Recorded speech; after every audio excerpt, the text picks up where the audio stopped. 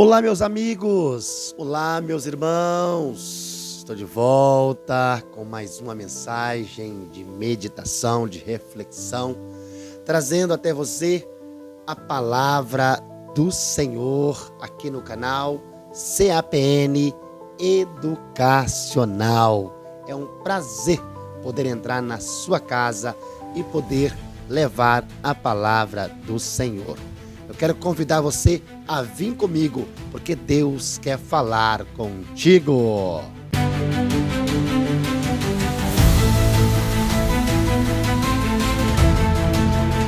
Muito bem, estamos de volta com a nossa mensagem. Eu quero convidar você a se inscrever aqui no nosso canal, aqui no YouTube, dar aquele like, comentar, compartilhar.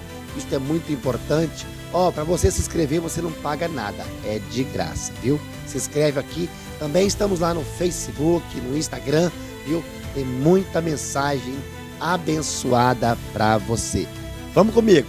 Eu quero aqui estar lendo um texto que se encontra na primeira carta do apóstolo Paulo aos Coríntios, capítulo 10, no verso 14, que diz: portanto, meus amados, fuja da idolatria.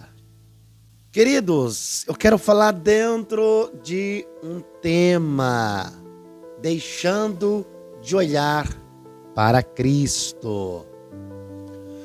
Meus amados, nós vemos um texto onde o apóstolo Paulo vem dizendo para fugir da idolatria.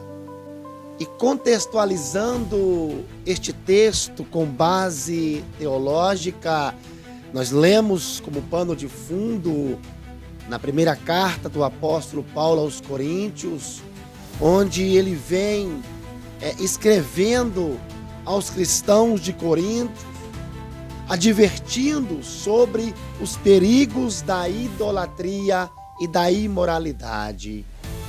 O que o apóstolo Paulo está falando não é apenas somente sobre ídolos, inclui também a busca por prazeres, riqueza, poder ou status.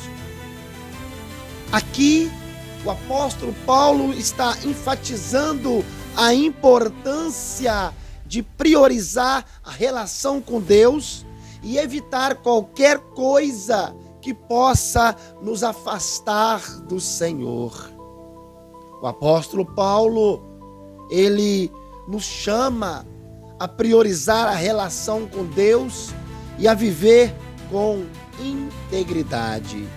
Queridos, e saindo então da nossa introdução teológica dentro da primeira carta do apóstolo Paulo, e o que Deus quer falar contigo neste momento está baseado, está entrelaçado dentro deste texto. Vamos dar continuidade. Queridos, no ano de 68 depois de Cristo, com a morte do imperador Nero, surgiram mais 20 imperadores, mas da maioria deles faziam sem dó e sem piedade grandes crueldade e perseguições aos cristãos. Eles os levaram à morte por apedrejamento, a fio de espadas. Alguns deles serviam como tochas humanas, lançados em coliseus para serem devorados por leões famintos e outros tipos de tortura. Nero, por exemplo, no ano 57 depois de Cristo, ele mesmo lançou fogo em Roma, acusando os cristãos.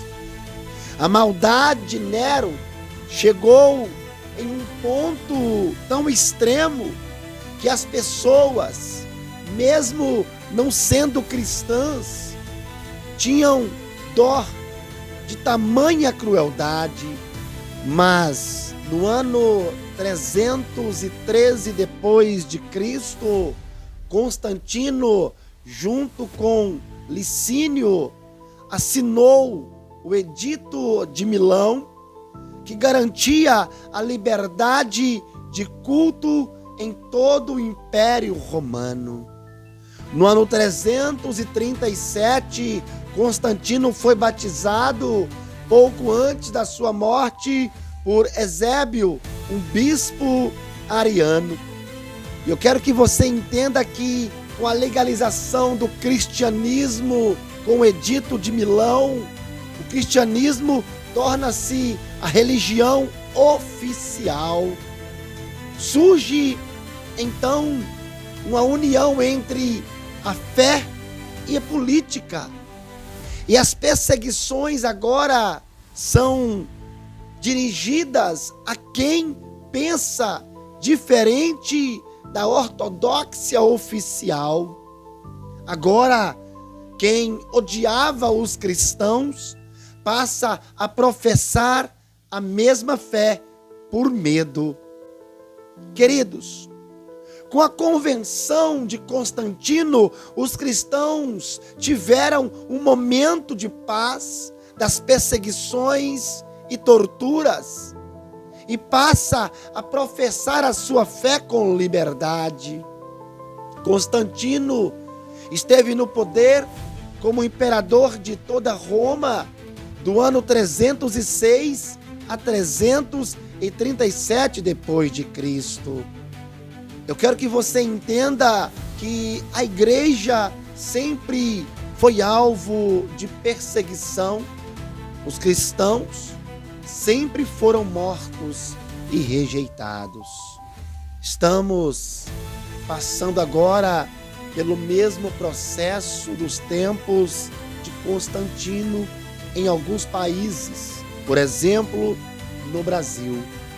Temos a liberdade para professar nossa fé. Ser cristão tornou moda. Mas assim como nos tempos antigos, Deus vai permitir uma perseguição para ver realmente quem serve a Cristo ou quem está só brincando de ser cristão. E para concluir esta nossa meditação, eu quero aqui terminar dizendo que no ano 401 depois de Cristo, ou seja, no século V, surgiram o primeiro Papa. Mas foi no século VIII que o papado se consolidou e começa a criar suas leis, editais, criando suas indulgências, culto aos mortos, mostrando que para ser salvo dependia da palavra do Papa. Neste tempo, se ele dissesse que a pessoa estava condenada, já não tinha mais salvação para esta pessoa, agora só restava uma coisa: um sacrifício estipulado pelo Vaticano, pela cúpula do papado. E foi justamente no dia 31 de outubro de 1517 que Lutero fixou suas 95 teses na porta da igreja do castelo em Wittenberg. Basicamente, ele questionava o comércio da graça e o poder absoluto da igreja na fé e na manipulação das pessoas. Martinho Lutero afirmava que a Bíblia é a base primordial para levar o homem até Jesus Cristo. Lutero também traduziu a Bíblia para o alemão, apresentando que a salvação é pela fé em Jesus Cristo mediante a graça. E Martinho Lutero, ele vê no texto que se encontra na carta do apóstolo Paulo aos Romanos, capítulo 1, no verso 17, onde diz que o justo viverá pela fé.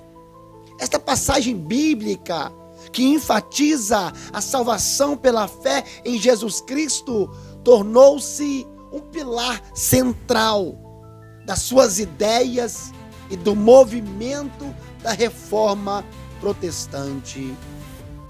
Agora, olhando para os dias de hoje, muitas das igrejas evangélicas estão voltando para os costumes das inclusão de itens de adoração no culto, profecias mentirosas, idolatrando cantores, pregadores e substituindo a graça por água ungida e tantas outras coisas. Mais de 60% dos cultos nos dias de hoje se tornou homocêntrico e não cristocêntrico. Infelizmente, a idolatria, a sensualidade e a falta de amor ao próximo está se alastrando de forma avassaladora dentro das igrejas.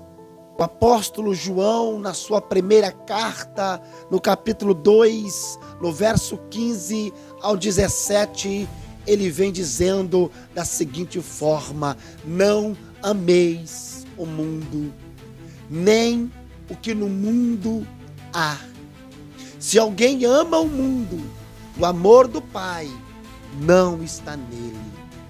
Porque tudo que há no mundo, a concupiscência da carne e a concupiscência dos olhos e a soberba da vida, não é do Pai, mas do mundo.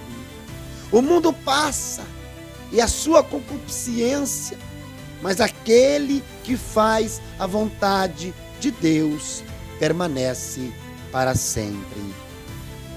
Também podemos ver o apóstolo Paulo falando em sua carta aos Romanos, no capítulo 12, no verso 2: não vos conformeis com este mundo, mas transformai-vos pela renovação do vosso entendimento, para que experimenteis qual seja a boa, agradável e perfeita vontade de Deus.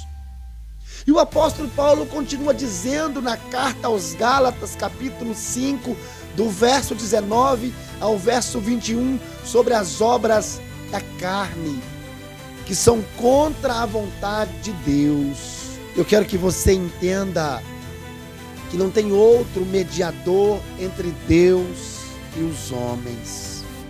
O apóstolo Paulo, escrevendo a Timóteo, na sua primeira carta, no capítulo 2, do verso 4 ao verso 5, ele vem dizendo que quer que todos os homens sejam salvos e venham ao conhecimento da verdade, porque há um só Deus e um só mediador entre Deus e os homens, Jesus Cristo, homem. Meu irmão, minha irmã, meu amigo, eu te convido a caminhar com Cristo, mesmo em meio às provações, às adversidades da vida, ou pelo deserto, ou pelos vales, que nós venhamos caminhar com Cristo, como diz o salmista Davi, no capítulo 23, no verso 4, ainda que eu andasse pelo vale da sombra da morte, não temerias mal nenhum, porque tu estás comigo, a tua vara e teu cajado me consola. Nós temos um Deus que cuida de nós, que nós venhamos fugir da idolatria, da carnalidade, fazer aquilo que desagrada ao coração de Deus, porque amanhã pode ser muito tarde. Jesus pode voltar para você hoje, pode voltar para você agora, e nós estamos preparados para encontrar com o Senhor. Precisamos colocar diante do Senhor a nossa vida, precisamos caminhar com o Senhor, para que possamos encontrar com Ele no dia da sua vinda. Que Deus em Cristo te abençoe, que a graça do Senhor seja sobre a sua vida. Fique com Deus e a paz do Senhor seja contigo.